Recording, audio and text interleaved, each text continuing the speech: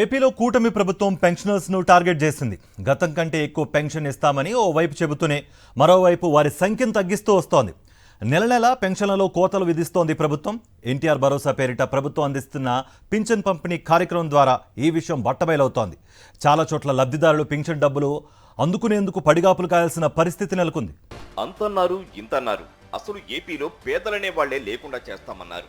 Poor to rich అంటూ గొప్పలు చెప్పుకున్నారు. సీన్ కట్ చేస్తే ఇప్పుడు అన్నింటిలోనూ కోతలే. అవ్వాతాతలకు అందించే పెన్షన్లు తగ్గించేస్తున్నారు. చంద్రబాబు అధికారంలోకి వచ్చాక ప్రతి నెల పెన్షన్లు తగ్గించేస్తున్నారు.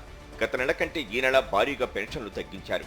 సెప్టెంబర్లో 64,41,485 మందికి పెన్షన్లు ఇచ్చి ఈ నెలలో మాత్రం 64,38,884కు తగ్గించింది.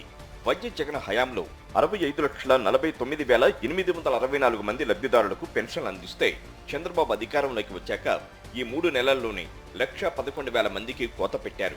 అనేక చోట్ల రాజకీయ కక్షతో పింఛన్లు నిలిపివేసిన ఘటనలు వెలుగులోకి వస్తున్నాయి. వైఎస్ఆర్సీపీకి చెందిన వారిని టార్గెట్ చేసి ప్రభుత్వం పింఛన్లను నిలిపివేస్తోందని బాధితులు ఆవేదన వ్యక్తం చేస్తున్నారు. కొత్తగా పెన్షన్లు మంజూరు చేయకుండా ఉన్న వాటిని కూడా ప్రభుత్వం తగ్గిస్తుండటంపై పెన్షనర్లు ఆందోళన వ్యక్తం చేస్తున్నారు.